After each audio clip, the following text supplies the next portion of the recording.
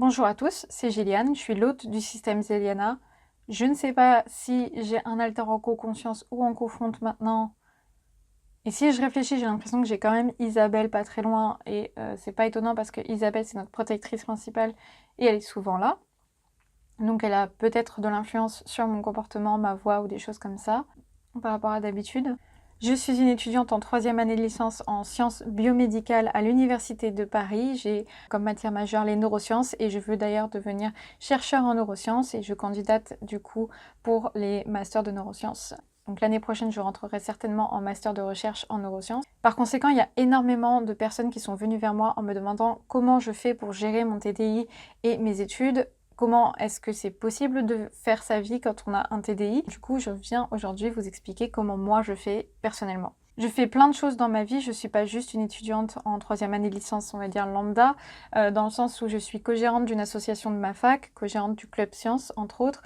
Je suis aussi membre du coup d'une autre association un peu plus grande, qui est l'Amicale Paris Science, pour les connaisseurs de ma fac. Je travaille aussi une fois par semaine en tant qu'aide à domicile de nuit, avec un service qui s'appelle Ernesti. C'est un service de job pour étudiants qui sont en études de santé ou paramédicales, donc moi je rentre dans le paramédical. En gros, ça consiste à s'occuper d'une personne âgée la nuit. J'ai un emploi du temps très chargé, ça peut paraître même parfois impossible à gérer, mais ça se fait, ça demande beaucoup de travail et c'est ça que je veux expliquer en fait, c'est comment est-ce qu'on peut, avec un TDI, gérer ses études, gérer une vie complète en fait, des relations, etc., etc. La première question à laquelle je vais vraiment répondre, c'est est-ce possible ou impossible du coup de faire des études avec un TDI? La réponse bien sûr c'est que non, c'est pas impossible et mon cas n'est pas un cas isolé. Il y a des gens qui arrivent à faire de très longues études avec un TDI et même des scientifiques renommés. Dans le livre Dissociation and the Dissociative Disorders, The DSM-5 and Beyond, qui a été écrit par Paul Dell, qui est un scientifique, livre qui est dans le Drive dont le lien est normalement en barre d'infos.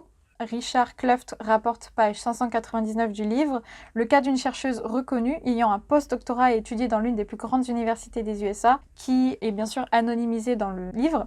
Elle est reconnue dans son domaine scientifique et elle est venue le voir pour au final se rendre compte qu'elle avait un TDI. Ça montre bien que je ne suis pas la seule et que c'est pas parce que vous avez un TDI que vous ne pouvez pas faire de grandes études. Est-ce que c'est facile? Quel problème ça peut apporter dans votre vie quotidienne et dans les études notamment d'avoir un TDI? Déjà, vivre avec ça et réussir ses études, c'est très dur. Ça fait très peur parce qu'on a beaucoup moins de contrôle que les gens normaux sur notre vie.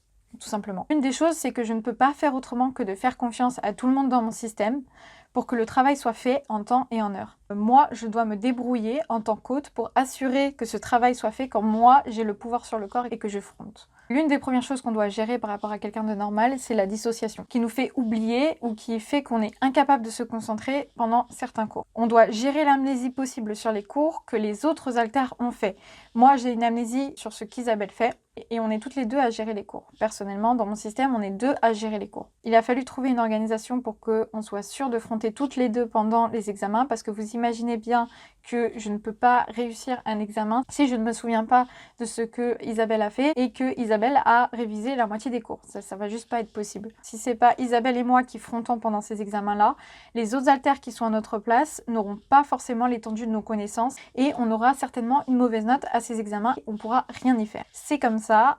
On n'y peut rien. C'est pour ça que c'est important qu'on communique en tant que système pour faire en sorte que ces situations n'arrivent pas. Je vais vous donner des exemples du coup de ce que ça fait d'avoir de l'amnésie sur ces cours-là. Il m'est arrivé personnellement de découvrir à moins d'une semaine des examens en L2 qui avait la moitié des cours des biochimies dont je ne me souvenais absolument pas et qui étaient pourtant sur mon ordi avec des prises de notes. J'ai cru que c'était en fait les notes d'une amie, mais non, c'était les notes d'Isabelle qui avait été dans ces cours-là et qui avait pris des notes de ces cours-là de biochimie. Mais moi, je ne me souvenais de rien. Ni du PDF, ni du contenu du cours, ni je ne comprenais les notes d'Isabelle parce qu'on n'utilisait pas du tout le même système de notation, de prise de notes, d'abréviation, etc. C'était du charabia pour moi. Clairement. Et Isabelle, elle n'était pas là. Elle est restée injoignable malgré mes tentatives de la ramener devant avec des triggers positifs, avec même des triggers communicatifs. J'ai tout essayé pour faire en sorte qu'elle revienne. Ce n'est pas arrivé jusqu'à la veille des examens. Moi, j'avais clairement pas le temps de revoir tout le programme en moins d'une semaine et d'essayer de comprendre des notions que j'avais jamais vues. J'en ai pleuré toute une journée, vraiment, parce que j'étais complètement abasourdie et j'étais complètement terrorisée à l'idée qu'Isabelle ne revienne pas et que je rate complètement mes examens à cause de ça. Et c'était aussi une des des premières fois où je me rendais compte qu'en fait j'avais des vraies amnésies sur la vie quotidienne, allant jusqu'à oublier l'existence même de ces cours, jusqu'à ce que je revérifie la liste des cours une semaine avant les examens. C'est extrêmement terrorisant de se rendre compte qu'on ne peut pas faire confiance à sa propre mémoire à ce point-là. Je pense que ça fait tellement peur qu'il n'y a que les personnes qui ont vécu ce genre d'amnésie qui peuvent comprendre à quel point c'est perturbant et c'est terrorisant. De plus, on n'a pas à gérer que la dissociation et les haltères. On a des traumatismes qu'il faut apprendre à gérer au quotidien. Moi, je ne dors pas en période de stress à cause de mes cauchemars. Je n'arrive pas à manger souvent. Parfois, j'ai tellement peur de sortir que je n'arrive même pas à sortir de chez moi. Comment est-ce que vous voulez réussir vos études lorsque vos troubles vous empêchent même de dormir, de manger ou de sortir? Quand ces troubles font que vous avez des crises d'angoisse régulièrement et que vous n'arrivez pas à vous concentrer sur autre chose que des flashbacks. On passe énormément de temps à réfléchir et à travailler sur nous-mêmes pour comprendre ce qui nous fait réagir mal, pourquoi ça nous fait réagir aussi mal, comment l'éviter et ou l'endiguer. Apprendre à vivre avec ça, c'est dur, ça demande énormément d'efforts. On vit avec un trouble du stress post-traumatique qui nous fait réagir au quart de tour, au moindre déclencheur qui peut être complètement débile aux yeux des gens extérieurs et qui peut être aussi inévitable. Par exemple, beaucoup de mes triggers négatifs à moi, Gilliane, sont des odeurs, notamment pour moi l'odeur de la cigarette. Imaginez bien comment je me sens quand je passe 2 heures dans un amphi plein à craquer avec des élèves fumeurs qui viennent de fumer et qui ont décidé de s'installer pile devant moi. Je passe 2 heures à trembler, à avoir mal au cœur, à avoir envie de vomir, l'impression que je vais mourir et avec des flashbacks horribles. Et j'ai pas la foi de faire signe à mes voisins tellement je vais mal. Clairement, dans ce cas-là, je peux pas juste comprendre et retenir un cours, c'est pas possible. Pensez un peu au nombre de personnes que vous croisez dans la rue qui fument et dont vous sentez l'odeur de la cigarette ou l'odeur du tabac en passant à côté d'eux. Le nombre de fois par jour dans Paris où j'ai senti cette odeur, que j'ai eu des flashbacks, que mon cœur s'est emballé en me disant que si je ne m'échappais pas tout de suite, j'allais mourir. Le nombre de fois où je dois faire mon possible et réfléchir à comment éviter quelqu'un à cause de cette odeur. Voilà ce que c'est que d'être handicapé par ça, vraiment, tous les jours. C'est un trigger que je gère beaucoup mieux maintenant et ça me dérange pas du coup d'en parler. Mais c'est un exemple parmi tant d'autres problèmes que je rencontre et que les autres ne rencontrent pas, ne comprennent pas forcément et avec lesquels moi je dois vivre tous les jours. Du coup, comment on fait pour s'en sortir et quelles sont les techniques pour y arriver? Ça demande énormément d'organisation, de communication entre tous les membres du système. Ça demande un certain temps d'adaptation pour que chaque alter apprenne qui il est, à qui il peut faire confiance et ce qu'on doit faire dans quelle situation. Souvent, on pose des protocoles à suivre, presque des contrats entre nous pour pouvoir se faire confiance.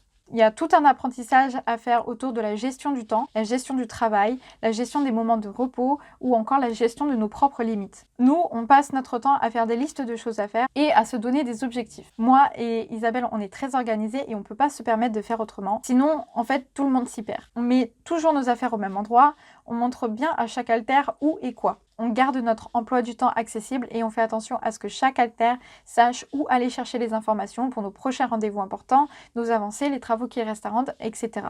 On a une notion du temps qui est vraiment altérée avec ce trouble-là, donc il est important de se mettre des alarmes, des rappels, de se forcer à checker l'heure et les choses à faire régulièrement. Ensuite, il faut accepter l'amnésie. Moi, Gilliane, j'ai une mémoire beaucoup moins précise qu'Isabelle sur beaucoup de choses et j'ai dû apprendre à accepter de ne pas savoir, de ne pas me rappeler et de faire confiance à Isabelle et de la laisser faire quand il y avait besoin. Parfois, ça peut être extrêmement stressant. Par exemple, parce qu'Isabelle a la fâcheuse tendance de partir en vacances, comme je l'appelle, en fait de disparaître très loin dans l'inner world et d'être complètement injoignable pendant 1 ou 2 semaines avant les examens, ce qui n'arrive jamais en temps normal et qui du coup me fait stresser énormément. La raison de la disparition d'Isabelle avant chaque examen, c'est qu'elle est obligée de se ménager et de s'absenter du front pour pouvoir mieux gérer le stress des examens.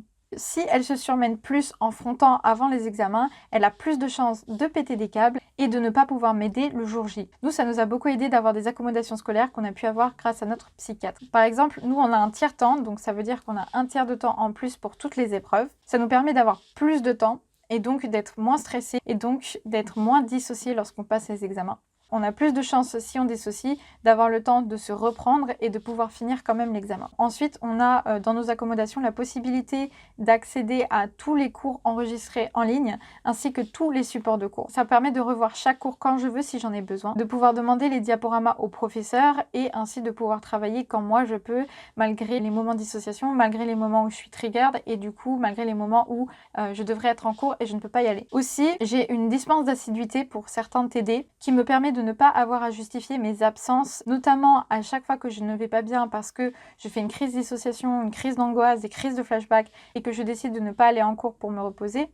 ou quand j'ai besoin d'aller chez le psychiatre à des horaires où normalement j'ai certains cours. Après bien sûr on a nos amis qui nous épaulent beaucoup et qui sont au courant de nos soucis pour la plupart. En fait c'est hyper important d'être bien entouré, d'avoir un suivi médical adéquat et de bien comprendre ses limites et ses faiblesses. Si vous voulez apprendre à mieux gérer la dissociation, il y a un livre qui m'a beaucoup servi personnellement pour apprendre par exemple des méthodes d'ancrage, à mieux organiser ma vie ou à accepter mes peurs par rapport à mon TDI, que ce soit les peurs que j'ai par rapport aux haltères, par rapport à mes traumatismes. C'est le livre Gérer la dissociation d'origine traumatique, ou en anglais il s'appelle Coping with Trauma-Related Dissociation. Ce livre est aussi disponible dans le Drive dont le lien est en description. En fait il contient énormément d'exercices qui sont faits pour les patients et pour les thérapeutes pour apprendre à mieux vivre avec un trouble dissociatif. J'ai dit beaucoup de choses, je suis désolée, j'ai dû beaucoup lire parce que j'ai quand même énormément scripté cette vidéo pour pouvoir essayer de dire un maximum de choses et de faire comprendre mes problématiques avec mon trouble. Bien sûr moi je me fais suivre, je suis suivie 1 fois par semaine par un psychiatre et même là cet été parce que j'ai le temps j'ai augmenté le suivi à 2 fois par semaine. J'espère que vous comprendrez un peu mieux quelles problématiques on peut avoir quand on a un TDI et quelles sont les solutions qu'on a pour justement dépasser ces problèmes. C'est une vidéo avec une liste qui est au final assez courte. J'essaie d'apporter quelques solutions qui moi m'ont personnellement aidé,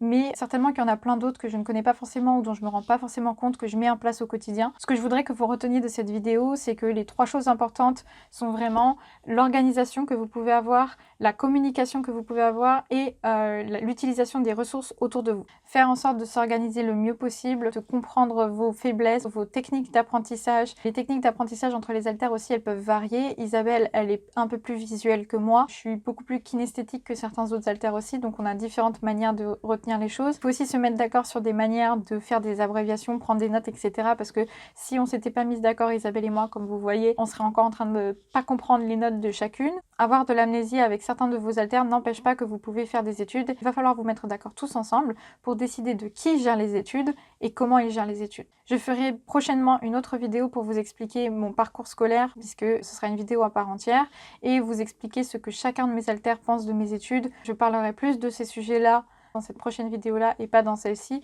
simplement parce que ça ira beaucoup mieux avec mon histoire et mon parcours scolaire. Vous comprendrez du coup beaucoup mieux nos décisions, nos agissements en tant que système et pourquoi on va continuer dans cette voie-là, pourquoi on veut faire un master en neurosciences et devenir chercheur, etc. etc. J'espère que cette vidéo aura rassuré certains systèmes, vous aura montré que si moi je peux le faire et si d'autres l'ont fait, vous aussi vous pouvez le faire. N'hésitez pas à me faire des retours en commentaire, notamment si vous êtes un système ou si vous avez des techniques qui marchent pour vous aider pour vos études ou dans votre vie en général, n'hésitez pas à les partager. Bien sûr, je continuerai à faire des vidéos beaucoup plus scientifiques, c'est en préparation, mais je voulais faire cette vidéo parce que on me l'a beaucoup demandé. Je trouvais que c'est un sujet très important et qui me concerne du coup personnellement, puisque moi j'arrive à faire des études avec mon TDI, donc je voulais voilà montrer comment c'est possible et quels problèmes moi je rencontre. Je ne peux pas représenter la totalité des problèmes qui sont vécus par les personnes multiples, je présente mes problèmes à moi, mes solutions à moi, ça ne marchera pas forcément pour tout le monde non plus. Cette vidéo est vraiment basée sur mon expérience personnelle de ce trouble.